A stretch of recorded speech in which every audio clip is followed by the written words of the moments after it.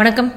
XAUUSD gold chart தான் வச்சுருக்கேன். இப்போ இந்த இதில் நெக்ஸ்ட் மொமெண்டம் எப்படி இருக்குது, லாஸ்ட்டாக நம்ம கொடுத்த அப்டேட்லேருந்து என்னென்ன நடந்திருக்கு அப்படிங்கிறத கிளியராக பார்க்கலாம்.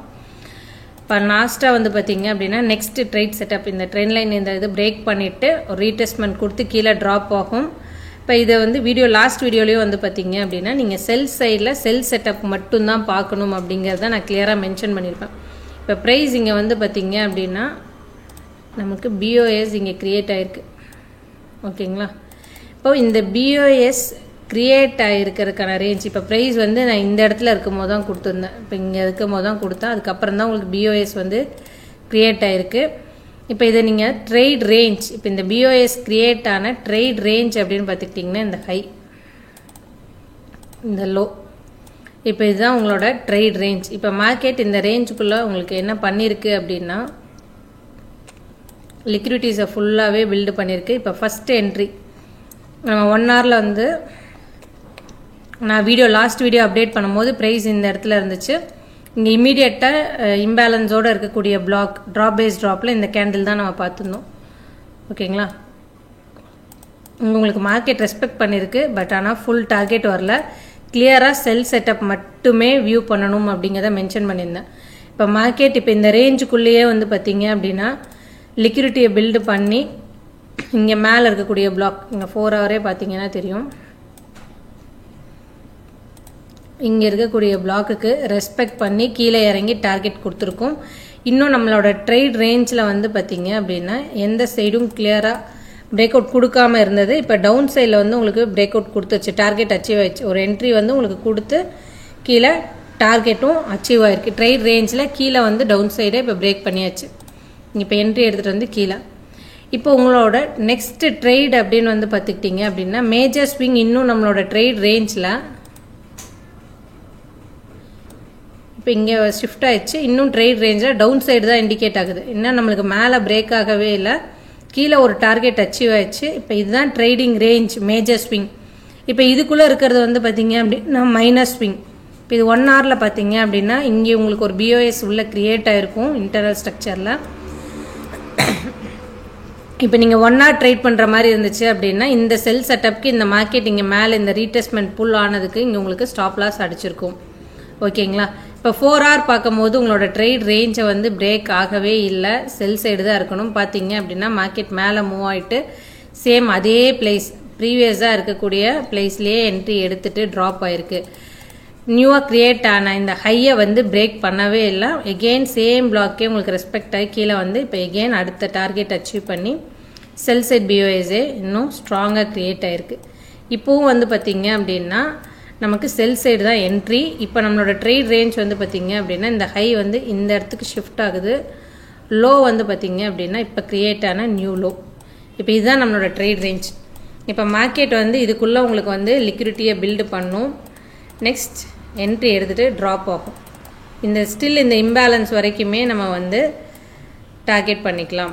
செல்லுக்கான செட்டப் கிடைச்சா நீங்கள் ட்ரேட் பண்ணலாம். இப்படி புல்லாகி மேலே ரீடெஸ்ட்மெண்ட் போகக்கூடிய பையை நீங்கள் ட்ரேட் பண்ணுற மாதிரி இருக்குது அப்படின்னா கிளியராக ஒரு கன்ஃபர்மேஷன் வச்சு போங்க. இப்போதைக்கு ஷார்ட் டேர்ம் ட்ரெண்ட் வந்து சிலில் இருக்குது. லாங் டேர்ம் வியூ வந்து பை, அதில் எந்த சேஞ்சஸும் இல்லை. இப்போ நீங்கள் வந்து ஒரு 1 வீக் 10 டேஸ்க்குள்ளே நீங்கள் ட்ரேட் எடுக்கணும் அப்படின்னா செல் செட்டப் தான். இப்போ இங்கே மூவ் ஆகிட்டு இருக்கக்கூடிய பையை நீங்கள் ட்ரேட் பண்ணுற மாதிரி இருக்குது அப்படின்னா நீங்கள் ட்ரேட் பண்ணலாம். தாராளமாக ஒரு கன்ஃபர்மேஷனோட ட்ரேட் பண்ணுங்கள். இப்போ இந்த ட்ரேட் ரேஞ்ச் 2065 இப்போ ரீசெண்டாக நேற்று கிரியேட் ஆன 20,000 இந்த லோ வரைக்கும் நமக்கு ட்ரேட் ரேஞ்ச் இருக்குது. இப்போ இதுக்குள்ளே மார்க்கெட் ரீடெஸ்ட்மெண்ட் போயிட்டு ட்ராப் ஆகணும்.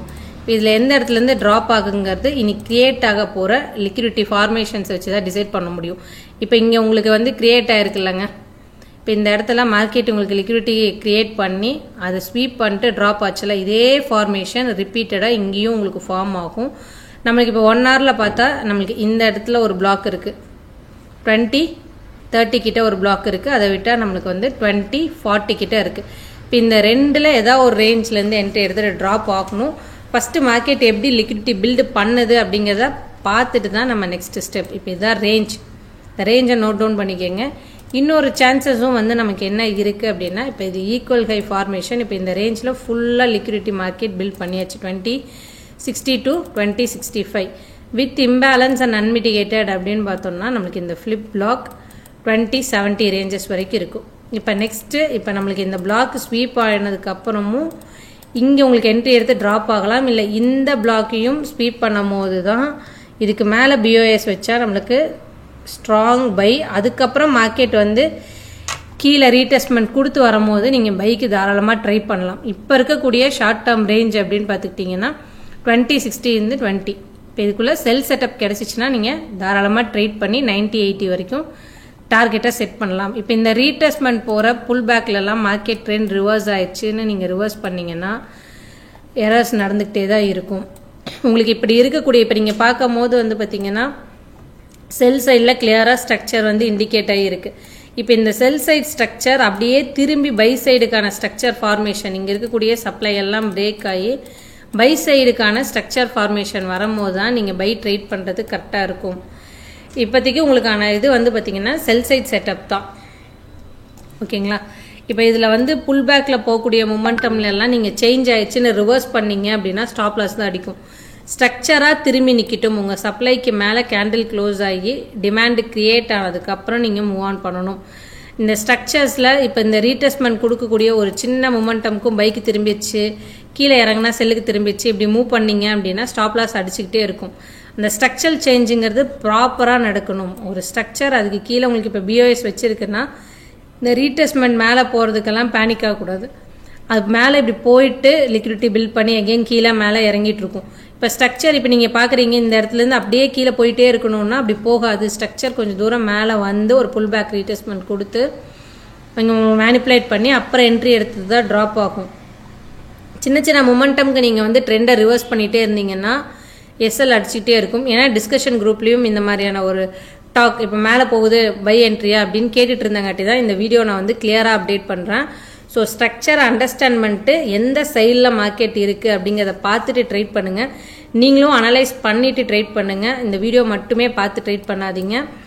என்னோட லெவல்ஸ் இதுதான். நெக்ஸ்ட் என்னோட செட்டப்ஸ் என்ன அப்படிங்கிறது டெலகிராமில் நான் அப்டேட் பண்ணுறேன், நீங்கள் வாட்ச் பண்ணுங்கள்.